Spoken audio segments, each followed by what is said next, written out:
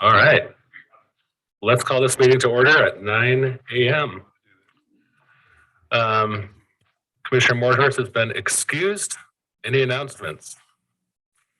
Not on the agenda. Hearing none. Or comments, I'm sorry, no comments. Do we have a motion to approve the agenda as presented? Second, all those in favor say aye. Aye. Do we have a motion to approve the minutes?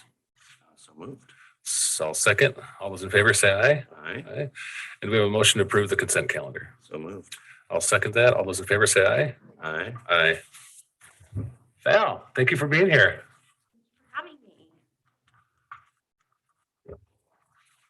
Lots to update us on, it looks like. Well, I spent quite a bit of time on it because I wanted it to be beneficial and also it made me think, because you don't always think as you're going through the months what you're doing and what you're responsible for. So to put it on paper, takes time and was really important. So I actually really appreciate these updates because it makes me document the changes. So anyway, so I'll go ahead and get started. First, I wanted to talk about the office growth. In the past year, we've got 2 new employees back that we lost in the downturn. So as of July 1st of 21, we had an office admin person come back into our office. We've struggled filling that position, but I believe that we finally have the right person for the job at this time. And then as of July 1 this year, we got an appraisal position back. So we were able to fill that with an existing employee who became an appraiser this past year. So through the hiring process, we were able to promote them to an appraiser, which left their position open, and we just hired that position as well. So we hired Kelly to replace Becky as our personal property specialist, and she came to us from a title company background, and so she has some general knowledge of property tax and is picking it up really quickly and doing very well. Beth Miller was hired to fill our other vacant clerical position, and she came to us from Santiam Christian School. And she didn't have property tax background, but she's learning really quickly, fitting in well. And I believe we found the right team member for to complete our team. So in addition, this last spring, we promoted Eric Godding to be our data analyst / commercial appraiser. Up until this point, Sarah Bishel, our chief appraiser, was doing the ratio study, and both her and I filled the commercial appraisal role.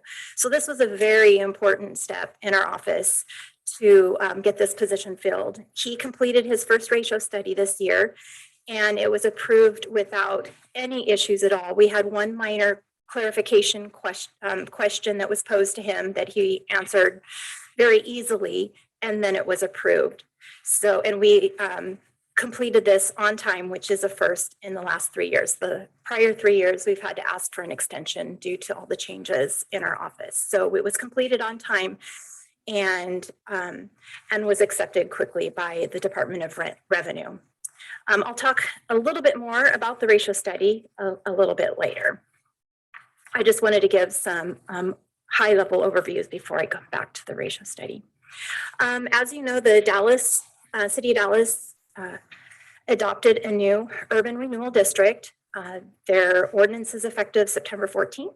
So after tax season, my job is to provide the frozen value for the City of Dallas that the urban renewal district will be levying taxes against. So that's after tax season, I'll be working on that, and I will work with Helion to come up with those numbers.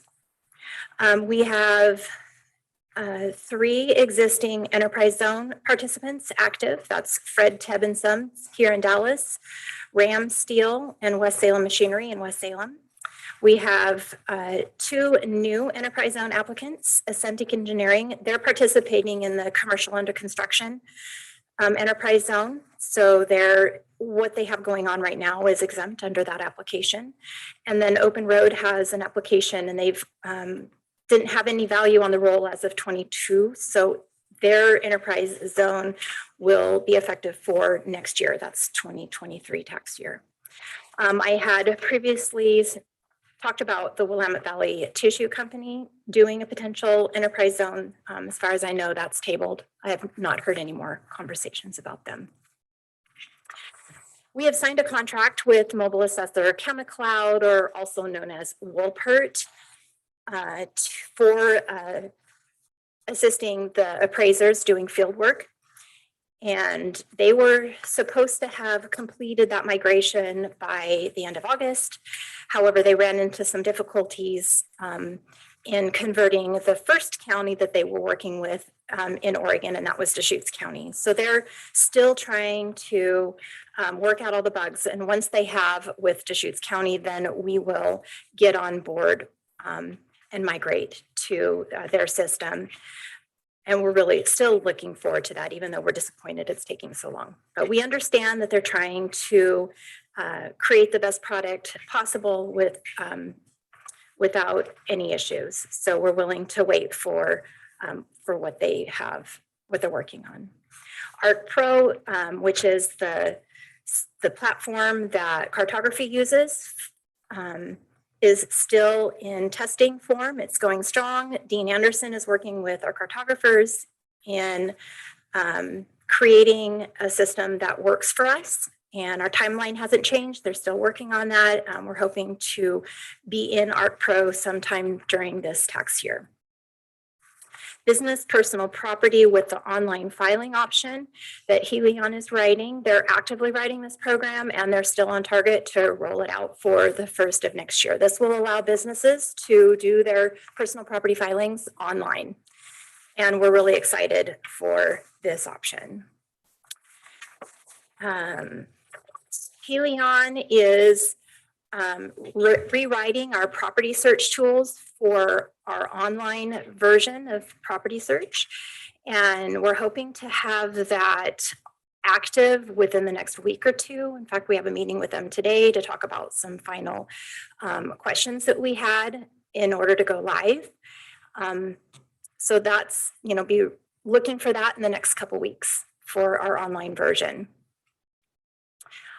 Currently, I am in the beginning stages of prepping the tax roll for certification. That means I'm running queries and looking for any discrepancies, errors, cleanups, that type of work.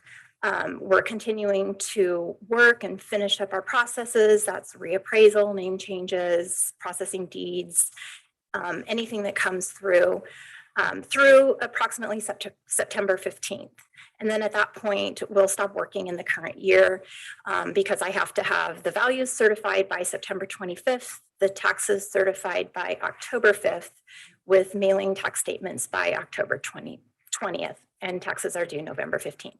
Those are dates outlined in statute that we are mandated to be held to.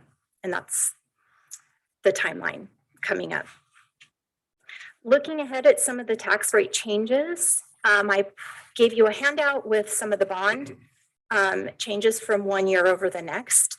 Both the Dallas School District and Amity School District had requested an extension, and they just recently, like in the last day or two, have given me their bond amounts. So Dallas School District suggested in their ballot measure that the rate won't change much from last year. It's going to stay pretty constant. They have some bond matching from like a grant that they got. So that got passed by the voters. And so their bond amount increased just slightly. Amity School District had paid off their prior bond, and they had got a new bond passed. So there's a significant increase in their bond amount from last year. Southwest Polk Fire District passed a new levy, and that's 81 cents per thousand for the taxpayers in their district. Sheridan Fire District passed a new local option levy and increased their local option from 35 cents to 88 cents per thousand. And Sheridan school district paid off their bond and they didn't levy a new bond. So taxpayers in their district should see a slight decrease in their rates. Then I also provided in your paperwork a small snapshot of a market update from the Willamette Valley multiple listings. Residential new construction over time, I gave you the rate of change. So from 17 and 18, it grew 8% from 18 to 19, 3% from 19 to 20, 2%, and then to 21, it grew 13%. And our year-to-date sales are showing a 17% increase. And that's just new construction, average sale prices. And then all residential averages, sale prices in Polk County only, from 20 to 21, we saw a 22% increase. And then year to date, we're sitting at 11%. So now I'd like to circle back. For us lay people Yes, that don't know all the words you're using, that means it dropped by 11%. yeah. Well, it's 11% less over last year's increase. Yes. That's correct. Less means it dropped. Yes. Okay, just want to be clear on that. That's what it translates to, is the values went down. No. They're still going up. It's just the rate Oh, that they're increasing didn't increase as much. gotcha. Thank you.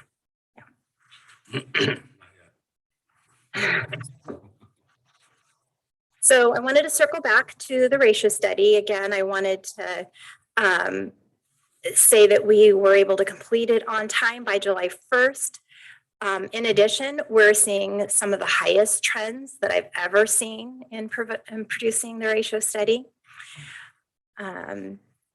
Apartments are going up 15%, City of Willamina, 32%, City of Fall City, 25%, City of Dallas.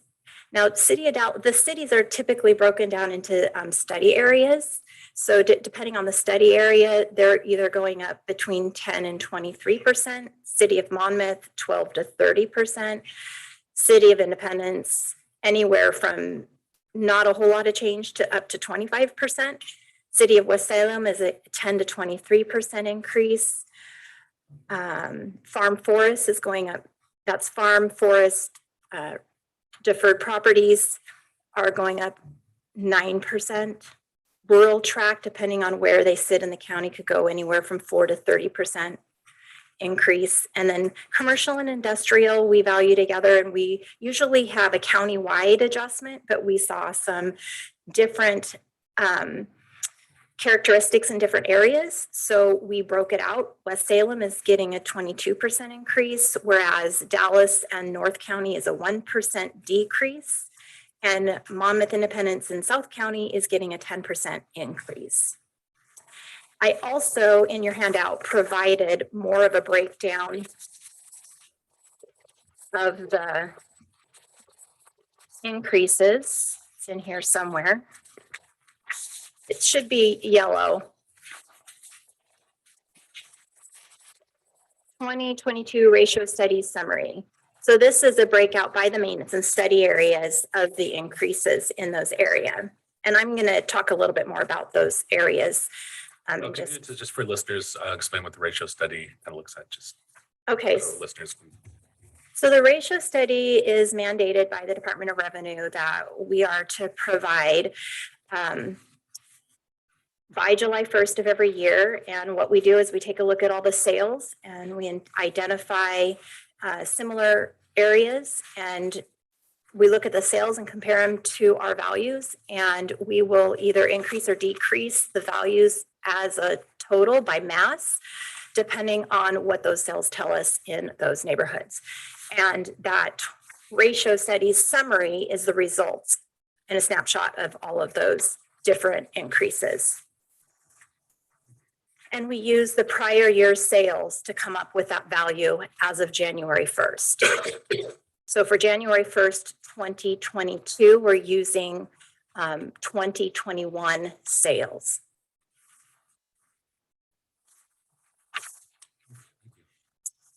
Sarah and I just went to Assessors Conference in August, and at conference, we heard from several other counties that they didn't have as much luck as we did with the ratio study this year with Department of Revenue. So one county in particular, their ratio study was outright rejected.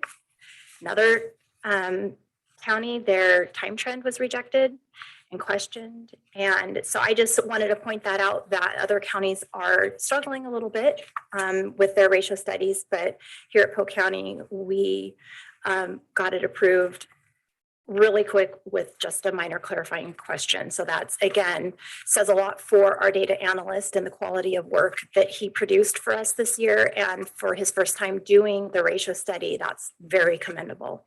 So I wanted to let you know how good of a job Eric Godding is doing on the ratio study and in his role this year. Good job, Eric.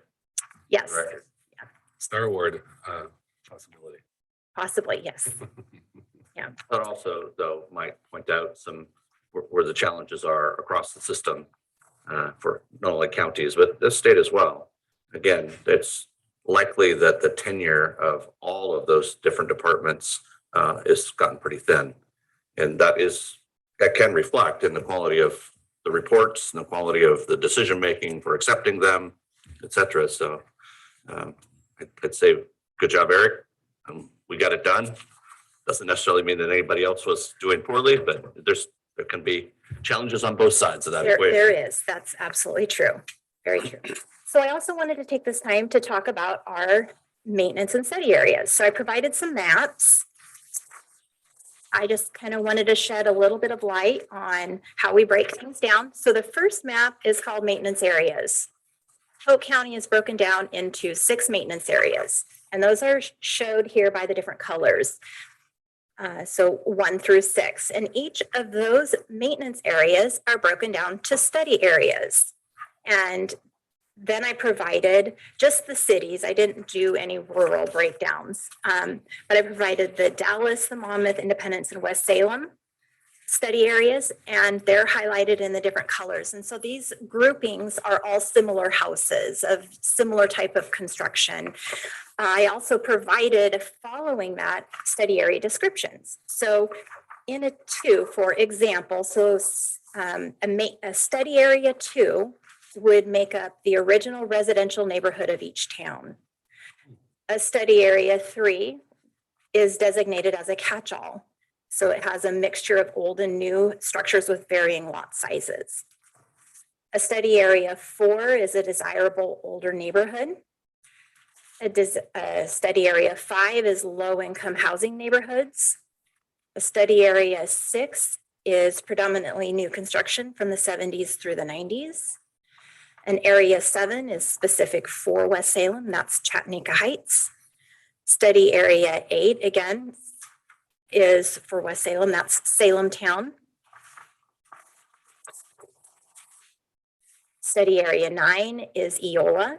Study area 10 in all of the cities would be the manufactured home subdivisions, where the manufactured home sits on land and the owner owns both of them. Study area 11 is for Independence only. That is the air park. Study area 12 is in West Salem. That's what we call the W's, the Willark Park subdivision, where all of the roads start with a W. Study area 13 is Fall City. Study area 14 is Willamina. Study area 15 is upscale subdivisions after 1990. Study area 16 is new subdivisions created after 1990. Then we have some neighborhoods that are broken down under that where, once upon a time, 1990 was new construction. So we've had to up the game a little bit. So we created neighborhoods within that one, within study area 16 to identify the year built of the homes. Study area 17 is urban growth boundary. And then the rest is all rural.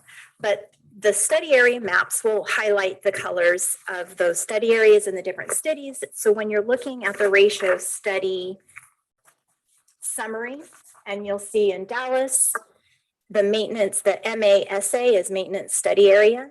Dallas is 3. So on your maintenance area, 3 is identified here In the city of Dallas, that's the city of Dallas, that's the maintenance area. And then the study area is the second digit. So 3.3, 3.4, 3.6, and those are the trends that are for each of those study areas. So that's just a guide to help you read what this is telling you. And that is all I have for you today. Do you have any questions?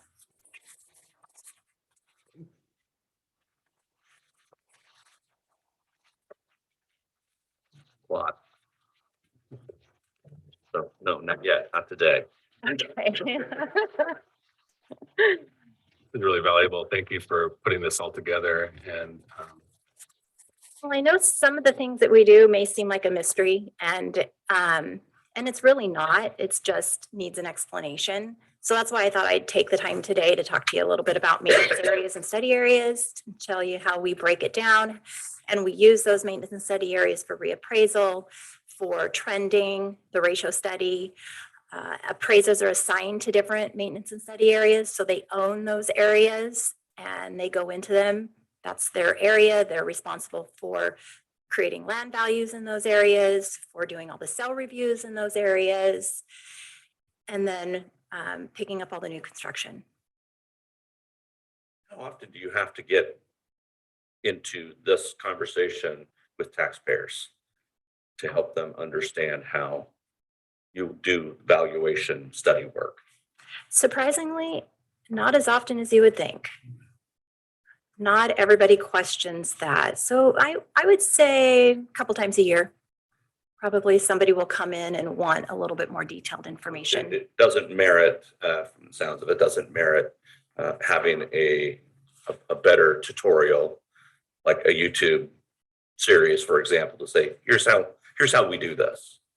I actually would not be opposed to that. I think more transparency and explaining our process would help the public understand what we do and take a little bit of the mystery out of it. Well, I think we need that, honestly, in every department, including the Board of Commissioners. But, again, we have challenges right now about, how does a clerk's office work? And every time I hear somebody say, yeah, I went, gave us a tour, gave us an explanation. I mean, I've had some really hardcore people that have been negative on elections come back and say, yeah, that it actually works a lot different than I thought it did. And so I think about the same thing for your world.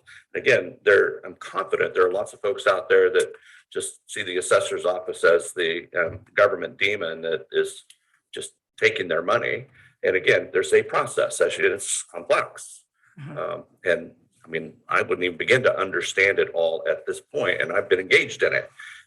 So I'm always curious about it. I'm not looking for adding work to anybody, but I think that we can do more to help explain to people. It's kind of our duty in civics training to say, here's how it works. We don't just arbitrarily make these numbers up. There's a whole process that we have to follow, most mandated by law, I think, if not all, but also customary practices, et cetera.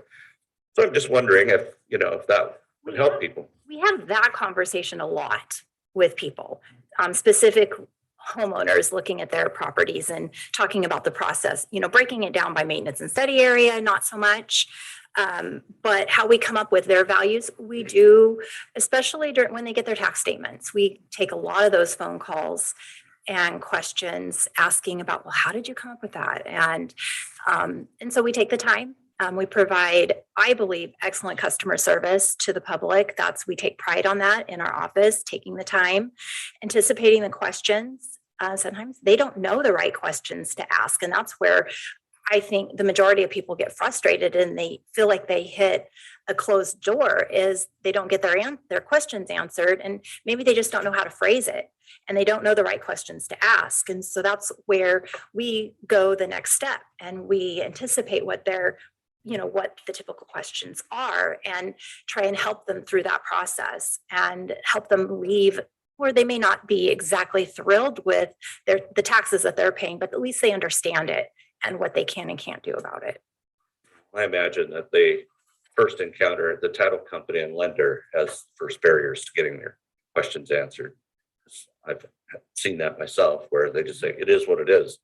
It's incorporated in your mortgage. So That's why I suggest to a lot of people, it's like, you should know what that is and take charge of it yourself.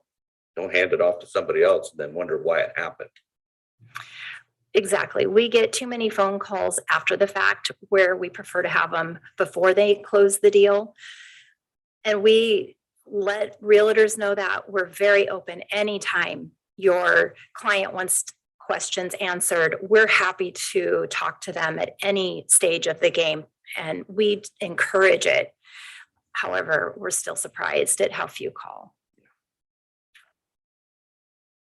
It's a highly technical field that you're in, and you're, as an elected, you're required to interface with the public on this. So I think you do such a great job of both of those sort of lenses, occupying both of those lenses. So thanks. You're welcome. My privilege. And every time you report to us, I'm going to praise you and gush over you. You're just so good at this. And again, it emphasizes for me, and I express this to the public, why it's so critical to elect people into these roles, that notwithstanding commissioners, but for you, that it's important that you have these credentials and we have somebody that understands this stuff, has depth, and has experience, because I can't imagine doing your job without the depth of experience that you've had. I can't imagine it. I couldn't either. Yeah. It scares me to think of the future if somebody got elected that didn't know our processes and the system and our software. It does happen. It does happen. And it doesn't usually end well. Yep. So thank you. You're welcome. So I guarantee you will get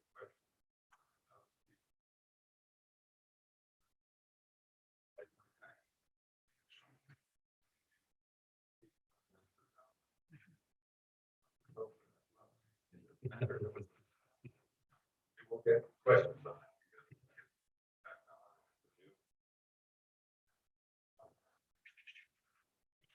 Yeah, I have taken a few calls from Southwest Polk already, the residents there. The majority rule and the majority passed it. Same thing happened when the Salem Kaiser School District passed their big bond. I mean, that was a big one alongside the Salem police bonds. And that was a huge hit that came on all at the same time. We got a lot of calls that year as well. Yeah, all the calls. Yeah. Your value goes up. Doesn't affect property tax. But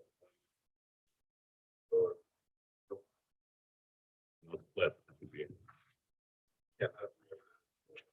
Yeah.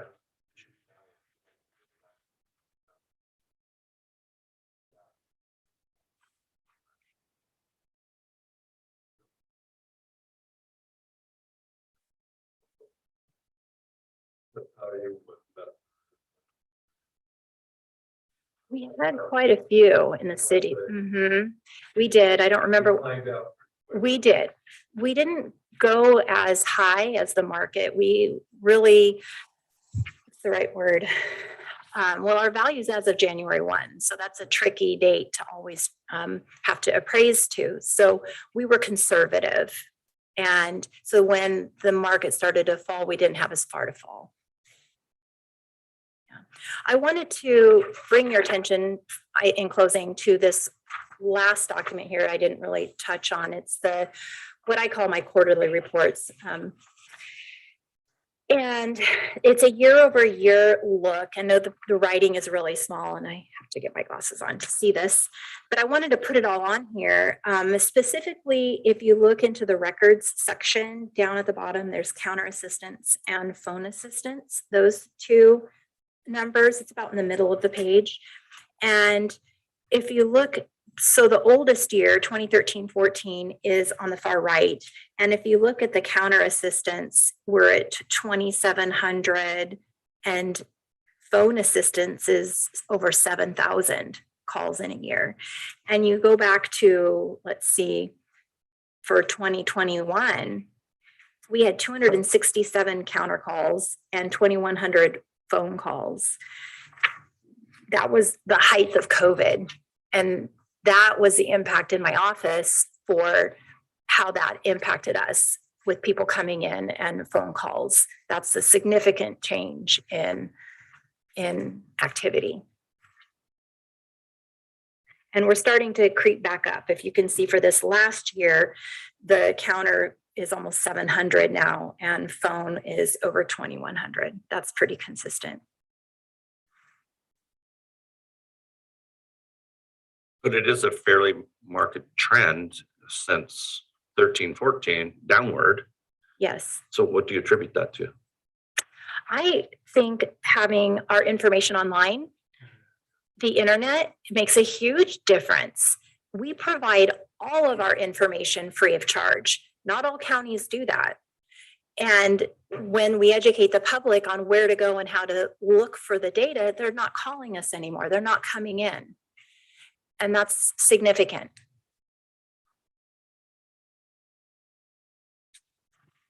If it does go up, you're staffed up, so that's good. We're finally going to be able to get some things off of my desk that I'm still doing. I'm still doing some clerical duties that I took in the downturn from 2012 when we lost the staff.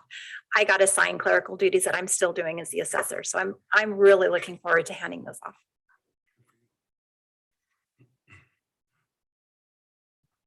Well done.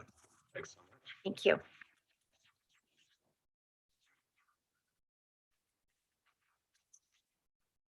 Do you have any need for executive session today? Yes, sir. The board will now meet in executive session pursuant to ORS 192-660 sub 2D to conduct deliberations when persons designated